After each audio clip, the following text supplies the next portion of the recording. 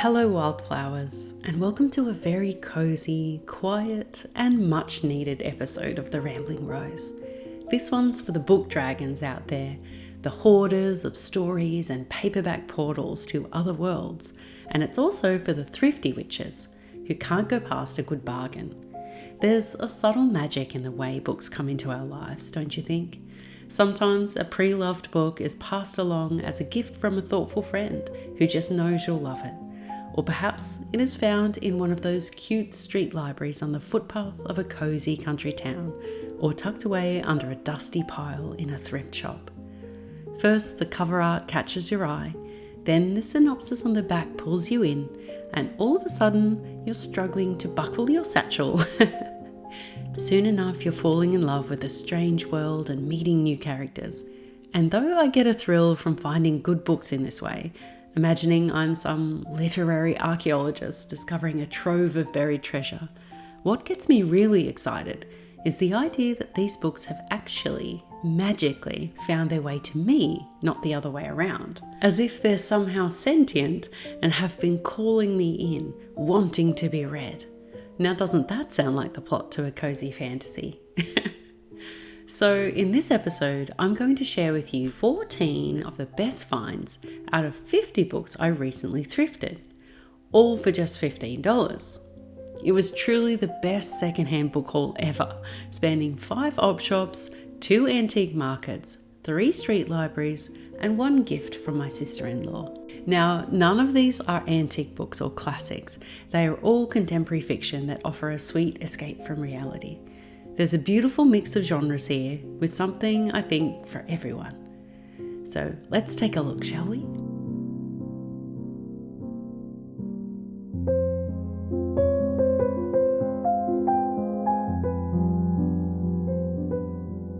First up, some delicious dark academia vibes with a discovery of witches.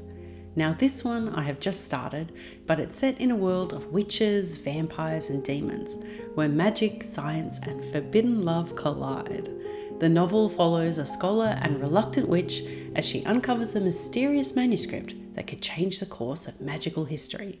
So far, I'm loving the rich atmospheric setting, from the academic halls of Oxford to the shadowy corners of secret societies. Apparently, there's a bit of slow burn vampire romance coming up too. Now, it gets better because in the very same book pile, I found Once Upon a Broken Heart. This has been on my TBR for a while and honestly looked brand new when I picked it up.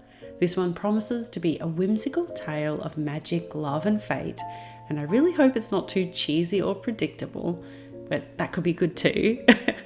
Garber's writing is said to be lush and captivating, weaving an enchanting world of twists, mystery, and a romance that will sweep me off my feet. And ooh, this beautifully illustrated map promises some decent world building.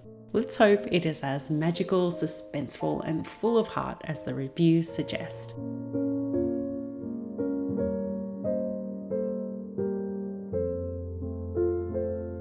Next up, I found Circe, which is described as a breathtaking reimagining of the Greek myth, exploring her transformation from a misunderstood, powerless nymph into a fierce and independent witch. Now, I like the sound of that. Miller's writing is described as beautifully lyrical and immersive, so let's hope she can breathe new life into these characters from the Odyssey, making them complex and multidimensional. I feel like I'm always craving more emotional depth from the books I read, and reviews promise me this one will be both heartbreaking and empowering, so fingers crossed.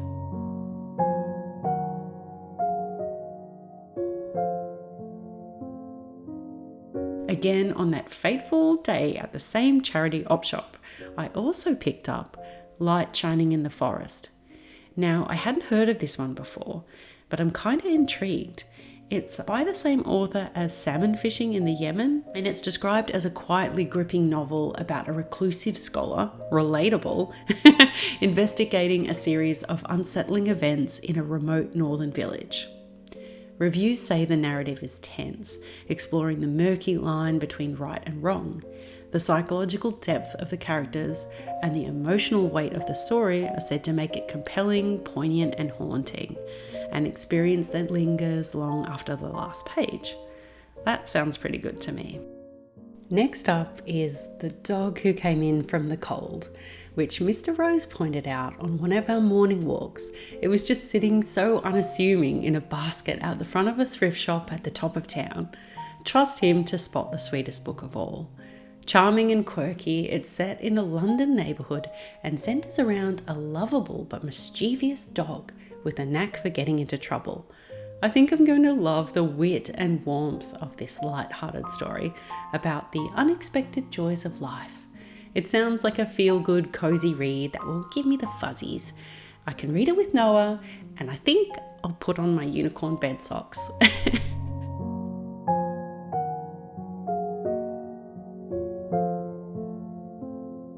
Now this one I discovered in a secondhand bookshop in a sleepy autumn town a few years ago, but I had to throw it into this best of list because this is the book that brought my inner bookworm back to life, Under the Whispering Door. You know, even though I love magical and supernatural themes, that doesn't mean I don't also want complex, relatable characters with charm and depth. I know I keep going on and on about it, and it's probably my ADHD brain that registers emotions in Technicolor, seeking some parallel. But this book has all the things I like. And hooray for a main character over 40, love that. It's a beautiful, heartfelt and funny story about life, death and what lies beyond. It sort of has Terry Pratchett vibes to me. It follows a rather pessimistic, workaholic lawyer who finds himself suddenly dead. The story unfolds at a mysterious tea shop run by a gentle ferryman who helps souls move on to the afterlife. Somehow this story made me giggle and wonder and ponder life's existential questions at the same time, leaving me thinking about it long after the last page. I really loved it. Back at the charity op shop, I found Kingdom of Ash and Tower of Dawn, the last two books in the Throne of Glass series. And you know, I had to give it a go. I do love an epic fantasy series with all those classic tropes from time to time, so I've slowly been making my way through the series to catch up to these two books I found, and I'm kinda into it. I dare say I like it more than A Court of Thorns and Roses, and without any spoilers, it follows the story of an infamous assassin with a dark past who's offered a chance at freedom by participating in a deadly competition. There's action, treachery, magic, world building, and a love triangle. And I'm not too much of a literary snob to admit that I couldn't put it down. I would say though that younger characters, I can't quite relate. So the main character being 18, I just have to kind of skip that over and remember that some of my favourite fantasy novels when I was younger, like The Wheel of Time, they also featured a sort of coming of age story. And yeah, I just try to remember what it was like when I was 18 and fairly stupid.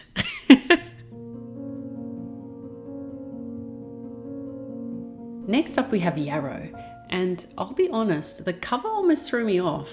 I don't love it when the world or the characters are depicted in too much detail on the cover because it doesn't leave enough to the imagination. I prefer more abstract, decorative covers, but that's just me. It is supposed to be a beautifully crafted urban fantasy that blends Celtic mythology with the everyday struggles of modern life. It's described as poetic, deeply moving and immersive, exploring themes of healing and self-discovery, all wrapped in a dreamlike atmosphere. And I'm told it's for readers who appreciate rich, emotional depth and a touch of magic. That sounds like me. Now, Daisies for Innocence has a funny little story attached to it because it's actually my second copy. I bought it last year for a book club, but before I could finish, I took it on a beach holiday and the pages got so wet and soggy, jumbled in with my swimmers and towel, that it completely fell apart. But as if by magic, it appeared a few weeks ago in a street library, looking brand new. So I was able to finally finish the book and I loved it. This cozy mystery is the perfect blend of charm, whimsy, and a pinch of garden magic, set in a small town with a lovable cast of characters. It's just a delightful, feel-good read, perfect for a holiday actually, but don't put it anywhere near your wet swimmers. Number 10 on my best of the secondhand book haul list was actually a gift, The Awakening, and it's a captivating blend of romance, mystery and self-discovery set against the backdrop of a beautiful coastal town, or so the reviews say. The story follows a woman who, after a life-changing event, uncovers her hidden magical heritage and travels to Ireland to learn more about her powers. There's ancient magic, but also a love story, and reviews say the setting is rich and atmospheric, with strong characters and a plot that mixes romance with elements of fantasy. But most of all, I'm sure if my sister-in-law Claudia loved this book, I'm gonna love it too.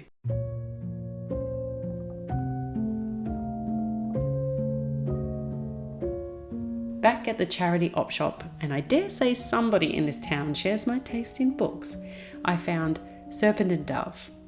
Now, I found conflicting information on whether this is considered young adult or not, but I think I'll give it a try anyway because it does sound interesting, following a witch and a witch hunter whose worlds collide in a fierce and fiery way when forced into an arranged marriage.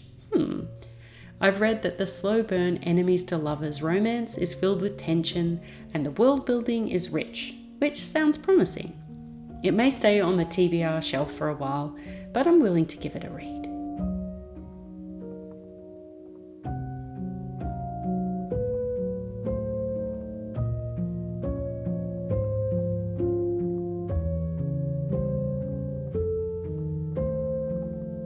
Okay, this next book was such a gem. When I found it in a street library just the other day, I think I squealed because it had been on my shopping list for a while. And there it was, The Benevolent Society of Ill-Mannered Ladies. And this was my favourite of all the books I read in February.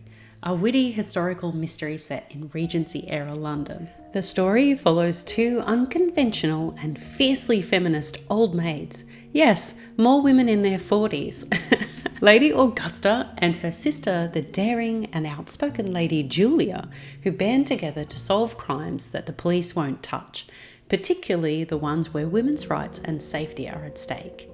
With their sharp minds and rebellious spirits, they navigate high society's rigid expectations while uncovering secrets and exposing corruption. It was so good, and I had some quiet chuckles to myself at the clever wittiness of this story. I gave it 4 stars in my reading journal, but maybe 5? No, 4.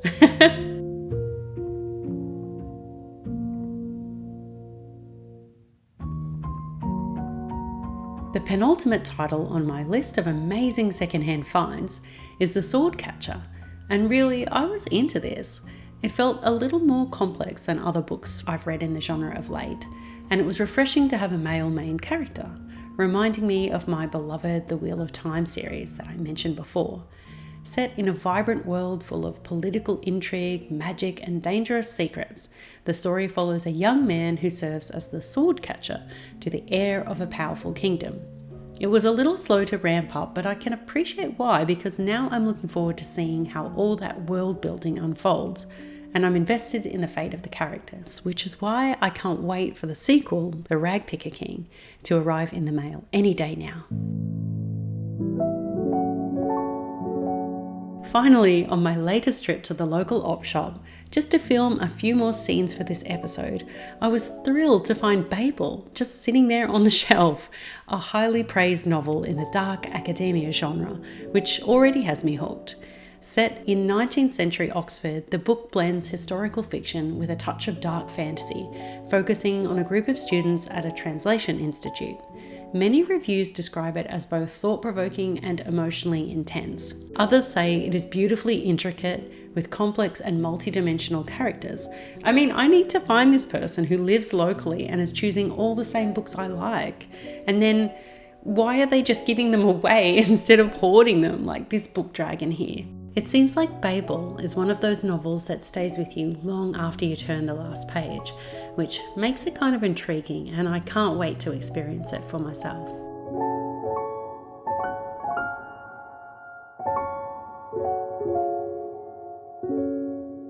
Well, Wildflowers, I really hope you enjoyed this episode.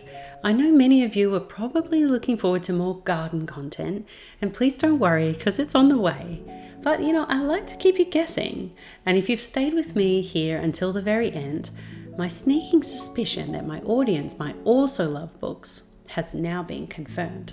After all, as Cicero was famously quoted to say, if you have a garden and a library, you have everything you need. Well, maybe not everything, Cicero, because sometimes we ladies need one more thing, and that's to dress up like a fantasy book character in flowy gowns and exquisite corsets, like this one I'm wearing from Scarlet Darkness. Be sure to use the link below and my code ROSE20 for your exclusive discount. Until next time, merry meet and merry meet again, my friends.